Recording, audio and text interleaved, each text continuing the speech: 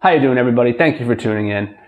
Well, it's St. Patrick's Day, and this year I decided to watch all the Leprechaun movies. I had never seen a Leprechaun movie before and thought this would be fun to attempt. If I had known what was in store for me, I don't think I would have attempted this. I thought there was 4, maybe 5 movies. Try 7. And that doesn't include the reboot that aired on the Sci-Fi Channel. If you try this, prepare to suffer the same psychological effects that I did. This is going to get ugly, as you're about to see. Let's get into this. All right, let's start with the 1993 original Leprechaun. A man named Daniel Grady returns home to the United States after stealing gold from a leprechaun. But unfortunately for him, the leprechaun followed him. He then ends up locking him in a crate in the basement. 10 years later, O'Grady's in an old folks' home, and a man moves onto the property with his daughter. The daughter is played by Jennifer Aniston. They open the crate, and the leprechaun unleashes his terror, wanting his gold back. I mean, is he really that evil? I'd be pissed too if someone stole my shit. I need me gold! Of course, after getting it back, he starts counting the coins and realizes he's one short. So he gets even more pissed off and feels gypped. They eventually kill the leprechaun with the 4-leaf clover by shooting it into his mouth with a slingshot. The end.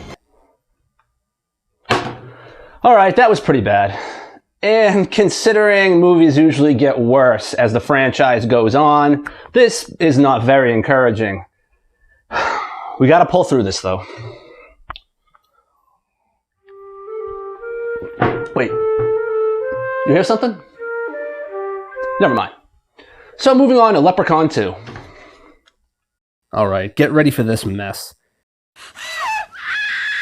In number 2, the leprechaun is looking for a bride in modern-day LA after being denied the girl he wanted 1,000 years ago when he had his sights set on the daughter of his slave, William O'Day. Apparently, the leprechaun can marry any woman if she sneezes 3 times and nobody says God bless you, which is what William does intentionally to stop the leprechaun. This resulted in William's death, but not before the leprechaun told him that he would marry a descendant of his in 1,000 years. Fast forward 1,000 years later, and the leprechaun stalks and abducts a 16-year-old descendant of William named Bridget and ties her up in his lair. Her boyfriend, who can't act, Cody, I'm gonna save Bridget! makes his way into the lair and tricks the leprechaun by giving him a chocolate gold coin because apparently leprechauns don't know the difference between aluminum foil wrapping and real gold, and then stabs him with a wrought iron bar because those can apparently kill leprechauns. The end. Have you had your iron today?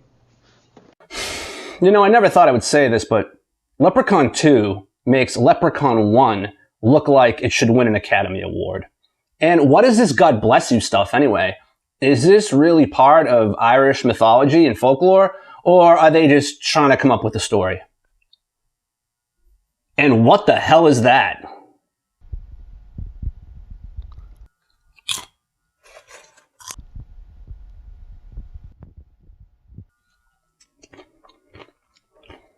Anyway, let's jump into Leprechaun 3, shall we? So the leprechaun is set loose around Vegas when he's pawned at a store in statue form, and the medallion around his neck is removed. Meanwhile, a stupid college kid named Scott arrives in Vegas, and he notices a woman named Tammy with car trouble and gives her a ride to the casino. I assumed she was a high-priced escort, but she's actually an assistant to a magician. After giving her a ride, he gambles and loses all his money at the roulette table. After refusing to give up, he goes to the pawn shop to pawn his Rolex for more cash. Upon arrival, he finds the now dead pawn shop owner and stumbles across one of the leprechaun's coins, and it apparently has the power to grant wishes. Scott wishes for a winning streak and starts winning like crazy at the roulette table. Realizing his coin is missing, the leprechaun takes off to the casino to try and find it. After tracking down Scott, they get into a bit of a squabble. Scott gets some of the leprechaun's blood in his wound, which slowly starts to turn him into one himself.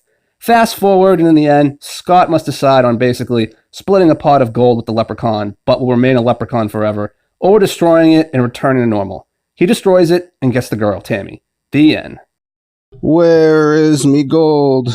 I want me gold. Oh. I think I might be going crazy. This is just so bad. I didn't expect this. Well, we've seen Countryside, we've seen LA, We've seen Vegas. And now we're going to space.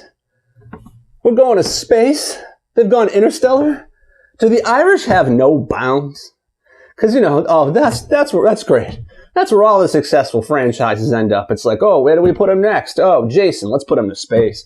Dracula, let's send him to space. Leprechaun, let's send him to space. Hell, even James Bond Moonraker is arguably one of the weakest in the entire franchise.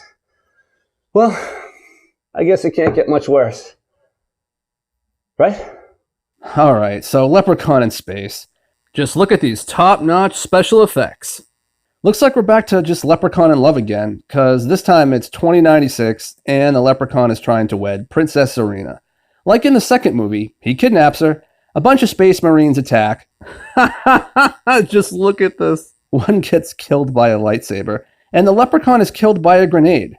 So to celebrate, one of the marines urinates on the Leprechaun's decapitated head. The Leprechaun returns, though. He actually emerges from, a marine's dick. Yeah, you heard me. Always wear a prophylactic. Ah, you shouldn't fool with me, lass.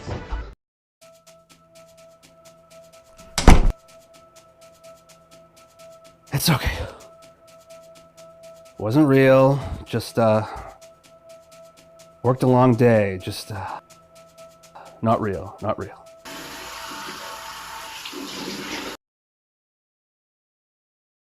Oh, what the? Come on!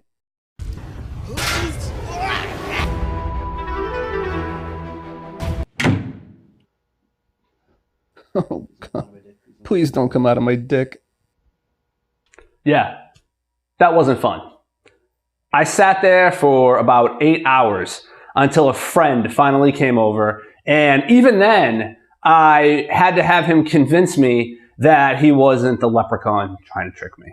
Yeah, it was not a good time in my life. Well, thank you for tuning in, everybody, and I hope you enjoyed the video, and I'll be seeing you soon. Thanks. Potato.